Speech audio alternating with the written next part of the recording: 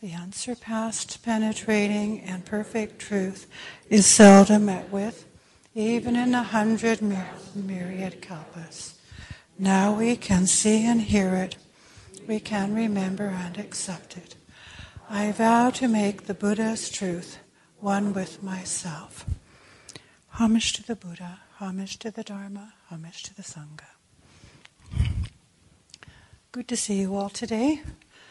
While we're celebrating this annual festival memorial on the anniversary of Reverend Master Jiyu's death. As most of you know, she died on November 6, 1996. So we're pretty close. We always celebrate it on a Sunday, of course. And her entering into parinirvana. So it seems fitting today to offer some reflections on training with her and her teachings and some of my favorite teachings from her diary of her training in Japan, the Wild White Goose. But I'd like to start actually going back in time a little bit to Japan when Reverend Master Jiyu was the foreign guest master at Sojiji. Her master, Keido Chisan Koho Zenji, gave her the job of being a guest master to all the non-Japanese people who came to the temple at the time, and he was very keen on training, offering the Dharma to people from other countries and cultures, and so that was one of his, a very dear thing to him. And I just thought I'd read a little passage from him, because it shows you something of how dear that was to him, and also of his kind and benevolent heart and teaching, and of what was passed on to us through Reverend Master Jiyu. Now, Reverend Master Jiyu was helping the foreign guests at the Jukai Precepts Retreat, and they were given these little booklets, which the monks have been given. They're little treasures. Mine is fading, but I still keep it. It's falling apart, but it has the translation of the Kyoju Kaimon, Dogen's commentary on the Kyoju Kaimon in it, and a little message from the chief abbot of Sojiji at the beginning. He says, "The universe is one and undivided, yet seeming different in all its appearances. You who read this book or hear this message are of a different race and language." Unless you're Japanese American, you are of a different race and language to me, yet we are one with all beings in the Buddha mind. For, just as the sweet dew covers the whole earth, so does truth reach to every corner of the universe and permeate every living thing. We welcome you to the fold of universal compassion, love, and wisdom that is the joyous realm of Buddha. He who takes the Kyoju Kaimon, the precepts, for his own or she, becomes the personification of the highest and greatest enlightenment, thus becoming a baby Buddha. Since you are the child of Buddha, be careful never to kill Buddha. So that's his little message. Chisan Koho, Chief Abbot, he signed it. So I thought something very special about that for me, just the care and kindness and benevolence that comes through in his teaching. And so you can see those of us who trained with Reverend Master Jiyu experience that in her presence, in her person as well. And we're doing our best to continue that practice, that training, and offering it here. And you can see that there was strong emphasis, and always has been in our tradition, on following the Buddhist precepts as guides in our training. So along the lines of precepts, I thought I would look at a few reflections from Reverend Master Jiyu's diary, the Wild White Goose diary she kept of her training in the Far East. She changed the names and some of the details so that, because she didn't want to have damage anybody's privacy, but the teaching comes through. And these are some of the little reflections, some of the stories that have particularly affected me in a profound way in my own training. If you've read The Wild White Goose, if you haven't, this is what it looks like. We have copies of it up at the guest house and also on our website. And you'll notice that she mentions in this final edition of The Wild White Goose that it's very important to read the introduction to it. And in that she says that without that introduction you could go wrong. She doesn't want to influence people to make mistakes and judge some of the things that happened to her. So that's a very important piece. And I've always been intrigued in reading this by her honesty, her very direct honesty. This was written some years after, of course, she was in Japan, and after she had her third Kensho experience, after considerable training and deeper understanding. And so she went through it very carefully and made comments on attitudes of mind and thinking that she felt was not appropriate for a Buddhist. So you'll see, and if you probably have already seen these comments, footnotes at the back that say, this is un-Buddhist thinking, or it's wrong of me to think in this way, or a Buddhist wouldn't have done that or said that. Or the statement that really intrigues me, this is un-Buddhist even if it's true. Yeah. Now that's a big one, and I think that really figures into precepts. And I think for me it's a really good turning point, a teaching to help one turn deeper in one's practice, because it's so easy to, especially if you're on the internet a lot, to allow your thinking to drift into judgment and into places where you perhaps didn't really intend it to go.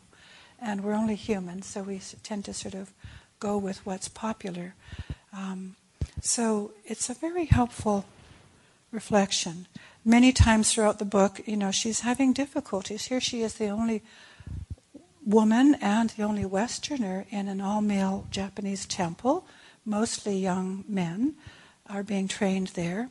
And her master wanted her there, but it was very difficult for her. And not too long after World War II, so there was still some difficulty, resentment regarding Japan losing the war and so on.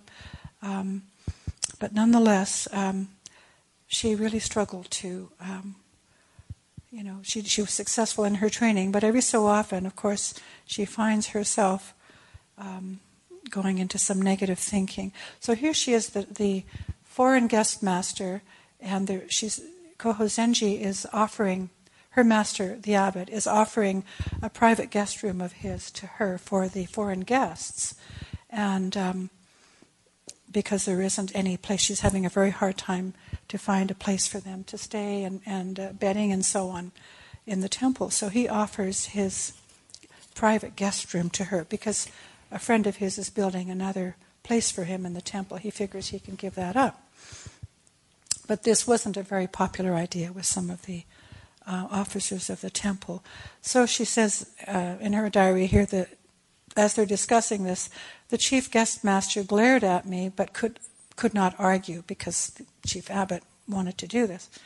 So she asks Zenji-sama, is how she refers to her master, "What about the food, Zenji-sama?" I asked. And Zenji-sama says, "The kitchen will provide food for these guests." "What about payment?" cried the chief guest master. "Jiyu has already arranged that. They will pay the same as do all the Japanese guests who come here."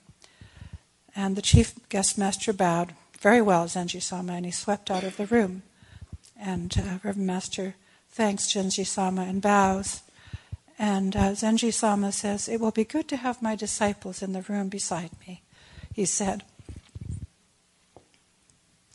"I will be able to feel their closeness.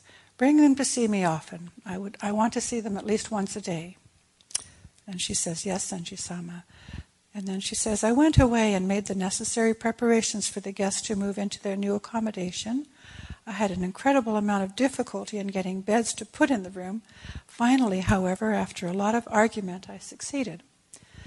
It's truly amazing how much the foreigners are getting out of this particular jukai. When I went to bed tonight and I slept in the same room as they did, the feeling of joy and anticipation was so real, so wonderful, so different from the jaded feeling that one frequently gets from the Japanese. However, there's a little footnote. Guess what? No footnote. So this is, her later. She's examining herself in light of later training, and there she says, "Okay,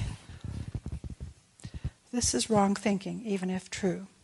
Now, most of us would think, well, that's very reasonable. I mean, sure, But what is that little grumbly self in there? That's the thing to look at. Do we really need that? And I found it very, very helpful to examine some of her examples, and they lead me into my own thinking and feeling throughout the day, to examine myself and realizing how often we feel we have to sort of add a little punch to the karma, that we have to add something to it. It's not enough just to see it and notice it, okay, and we do our best with the situation.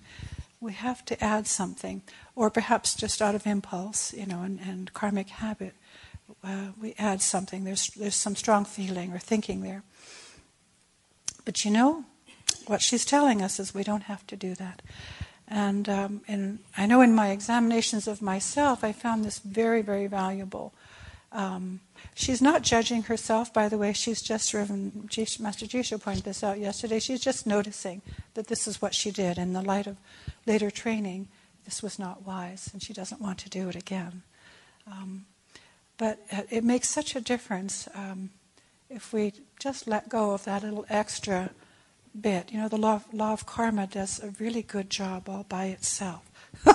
And we don't have to add to it.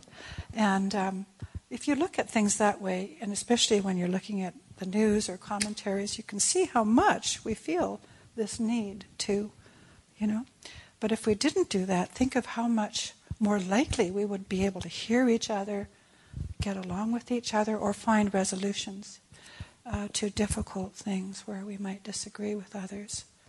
So I suggest, looking through this sometime at those examples. There are a number of them that are very helpful.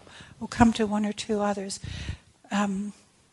Jumping to another story that has had a profound impact on my life at different times in my training.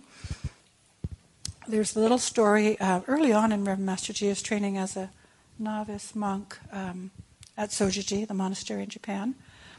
And she had just had a conversation with her teacher. And forgive me, my voice is a little weak after singing. And she's sort of, very profound teaching, and she's wanting to sort of mull over it in her mind, right? And yet it's time to go to working meditation. So I'll read you the story. The bell went for the hour of working in the garden, and we all changed into work clothes and went out together. It has never ceased to amaze me how these old senior priests rush out to do hard work, whilst many of the juniors have to be almost forcibly dragged. Guess what? Footnote. Let's see, look at that one. Okay. Perfectly reasonable. No, is it? Well, what's going on there? This is non-Buddhist thinking, she says. Okay. So, she may have noticed something, but did she have to give that oomph to it? No. Interesting. Anyway, she says, I wanted to think about the conversation we had just had, and being a bit annoyed with my fellow juniors who have done very little to be friendly in the past couple of months, I went off by myself to dig up weeds instead of joining the main body who were removing daisy roots in another part of the grounds. Oop, another footnote. Un-Buddhist behavior and speech. Now this is where I have found this very helpful. This story has come to my mind on occasion, but you'll find out why. It's really saved my life on occasion. So she's going off. I was busy digging away when I suddenly discovered the chief disciplinarian digging beside me very quietly, and it seemed we were rapidly being joined by a large number of others who were digging in my daisy patch. Quite soon I realized that they had formed a circle around me and were digging inwards towards the center where I was digging. Thinking that I had come to the wrong place and not wishing to cause problems, moreover, all I wanted to do right then was think, I moved off to another patch several 100 yards away. The circle converged on the center I had vacated. One set light to the pile of daisy roots and everyone dispersed. I went back to concentrating on what we had been talking about with her teacher previously. Then I noticed that Reverend Sansoburo and Reverend Hajime were quietly working on either side of me, both sides of me. Opposite, some 20 yards away, was the chief disciplinarian, and, before I knew it, a huge circle was formed of which I was a part. Reverend Ichiro came up to the circle and somehow fitted himself in between Reverend Hajime and I. He busily cut away at the weeds and then whispered in my ear, "You should dig deeper." At first I thought he was referring to the weeds, and then I knew that he was not. We all arrived at the center of the weed patch, more or less simultaneously, and someone thrust a box of matches into my hand. I lit the pile of weeds, and they left me to tend the fire, moving on to another patch. As soon as I had got it going, I left it and went off to another place, determined to think. But the circle formed around me again, and Reverend Hajime whispered in my ear, "Now is the time of digging up weeds, not thinking." "But I can think whilst I dig," I said. He produced pencil and paper. "Not if you dig properly," he wrote. "When you are digging weeds, you are digging weeds. When you are thinking, you are thinking." Right, not left, has many meanings. This is something they had been talking about. Also, we train together, not alone, up mountain. When one is enlightened, all is enlightened. You're trying to cut enlightenment, but it cannot be divided. We are one circle, not two. No one is outside Buddhism. Again, a reference to Koho Zenji's teaching in the beginning. Well, what if enlightenment wants to be cut from me, I asked. That is enlightenment's problem, not yours. Your problem is not to cut enlightenment. So I must train with others whether they want me or not, I said. You are not their problem and they are not yours. That you train or not makes no difference to enlightenment, but it does make a difference to you.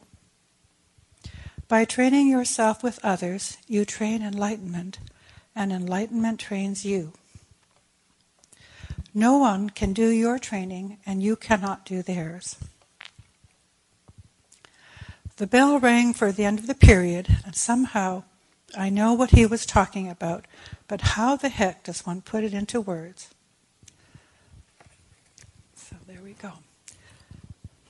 I don't think I have to explain that very much because we encounter that a lot in our training, and I find that story very helpful. There are, and it really shows the importance of why we refer to our work as working meditation. I also use the term resting meditation for myself because sometimes I'm trying to do many other things other than just rest, and I'm not really ending up feeling very rested. You can apply that to everything you do. Eating meditation is very, very significant. So one aspect of it for me is that I've seen that our karma, it kind of expresses itself in our thoughts and our feelings. And if we can't just put it down once in a while and let it be, not cut it off, but just let it be, we'll never really penetrate to the source of our existence. We tend to just float about on the surface of the skandhas, the feelings, the thoughts, the body. We float about on the surface, and that's, in my experience, what continues the wheel of rebirth, the wheel of dependent origination. But through the meditation, in this case the working meditation, we can penetrate below our thinking, below the stuff on the surface, and just do what needs to be done. And practice what Dogen talks about, dropping body and mind. It's not a cutting anything off, but it's a penetrating to who you really are, which doesn't, stand against the thoughts, the feelings, but it doesn't allow us to be blown away by them, to be carried by them. So there's a time for thinking. We do have times of reflection in the evening when we do reflect on the daily, our behavior, our training throughout the day. And we do that for a little while, maybe write in a diary, then we let that go, then we go to meditation. Very, very helpful practice. So, how to really transform our karmic impulses. And the teaching that she's trying to recall and figure out and understand while she's working, we have to have faith that actually comes into our lives naturally without our having to think it through necessarily. The other thing about this is the fact that we don't train alone. And I know there was a time in my life when I was away from the Abbey and had to deal with some debts and other issues that were going on in my life. And I'd had some major changes. A lot of grief had come up. And I found myself in that kind of a state where I felt I was very, very involved in my thoughts and my feelings, put it that way. I didn't know it at the time. And we are, when we experience loss and pain. However, I remember a certain time when I began to realize that was what I was doing. And what really helped me was this simple practice of just do the dishes, just sweep the floor, just sit, just relax. But also I became aware that I was isolating myself with that, trying to figure it all out in my mind. And I realized I had to come back to the Abbey. So, jump into the middle of the fray, wherever, pain or no pain. And I'm very grateful I did. But this story was very influential to me in helping me to realize, you're always going outside the circle, trying to make sense of life, trying to make sense of your karma, trying to make sense of whatever it is. But actually, you can't. You have to be part of the whole. So, one of my favorite stories. And just a little addendum. You've read stories of great masters. Many of them have realized the truth, awakened to the truth in the midst of daily life activities. It doesn't always happen while you're listening to a Dharma talk. It might, or when you're meeting with a master, or in meditation. It can often happen when you're, on the toilet or out in the garden or running like mad between 3 jobs, because you're somebody's sick, whatever. There are so many stories of masters realizing the truth, and trainees, any one of us realizing the truth, having enlightenment experience in the middle of some ordinary daily life situation. I remember reading a little story when I was reading some Dharma talks by Master Jiyu, the well-known Chinese Chan master, where he talks about a monk who was likely to be a chief cook walking through a market in China, in a city. And he must have been very ripe for enlightenment. But he walked past a butcher's shop. The shops were all open at the front. And he happened to hear a conversation between a butcher and a customer. And the customer was complaining about something to do with the meat not being clean, something like that. And the butcher yelled out, what can you find here that's impure? And when the monk heard this, he was enlightened. Yeah. So there you go. No excuses. Can happen anytime, anywhere. I relate that story because I read that when I was at a hermitage once, and it really got me. I thought, oh my God, yes. What am I carrying around here? Our thoughts of impurity and purity. Oh. So you never know where it's going to come from and when. So be prepared. And just do the practice. Finally, I wanted to just touch base with another aspect of Reverend Master's training and teaching from the Wild White Goose, and certainly something that was very much strengthened for her in her later years of training.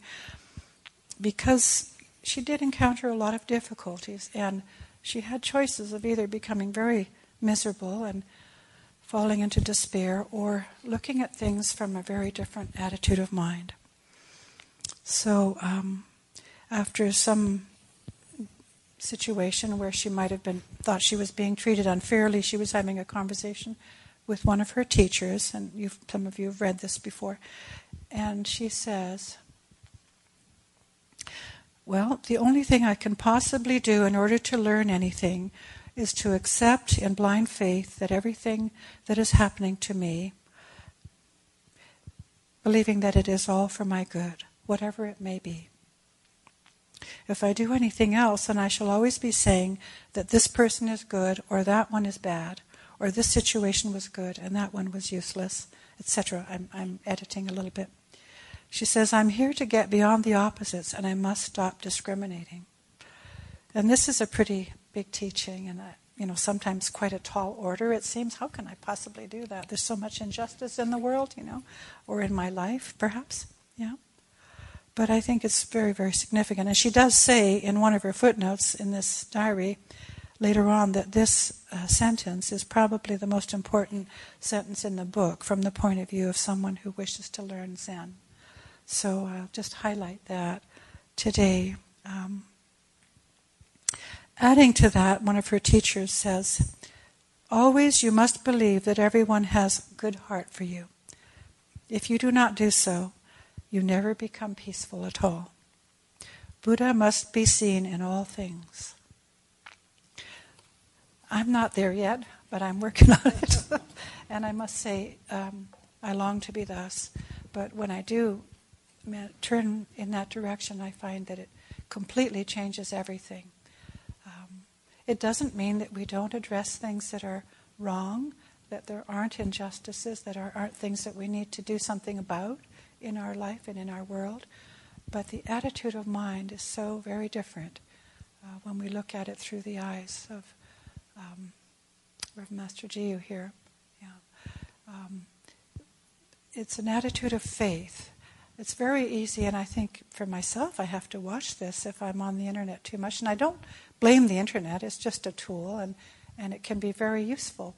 But if I am not careful, and also just the way my mind works, I can easily be carrying around despair,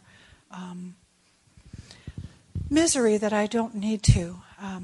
But if I can truly sit still with something and accept it as being, perhaps I can, make use of this for my training, then I find that I can go with a flow of benevolence, that there's always something there just waiting to help me. There's something actually always helping, regardless of whether I'm there or not. And we begin to see the bodhisattvas appearing everywhere. We begin to experience the Buddhas and ancestors helping us. So that is available to us at all times. It does require faith. It requires hard work. But as for Master Jiyu found out, and I'm finding out gradually, what else is there worth doing, really? So those are some of my favorite stories. When I started to look at these, I found many other favorites, but I'm not going to keep you too long today. And just to complete this talk and underline this teaching that we've just heard, I'd like to just quote from Reverend Master Jiyu's Kyoju Kaimon commentary, her precepts commentary, where she talks about harmony as the Sangha treasure. She says, this is brought about by the knowledge that no matter what a member of the Sangha may do, he or she is immaculate from the very beginning. There is nothing from the first to cling to, in other words, or to judge. Thus shall you think of all this fleeting world, a star at dawn, a bubble in a stream, a child's laugh, a phantasm, a dream. A quote from the Diamond Sutra. Although this is true, the members of the Sangha, the Zen masters, all beings are bound by the law of karma. They will pay the price of what they do. Thus is the mind of the Sangha treasure. So we can let the law of karma do its work. We don't have to to some extent, perhaps not realizing it, play God and add to it. It does a good job. And we can see the compassion in it and allow it to help us. And truly, I think this applies not just to the Buddhist Sangha, but to all beings. If we can find the immaculacy at the heart and the intention at the heart of what someone is doing, we can see their good heart. We still have to address things skillfully, but we can begin to live in greater peace with ourselves and others by doing so. So there you have it. And in gratitude to Reverend Master this day. Homage to the Buddha, homage to the Dharma, homage to the Sangha.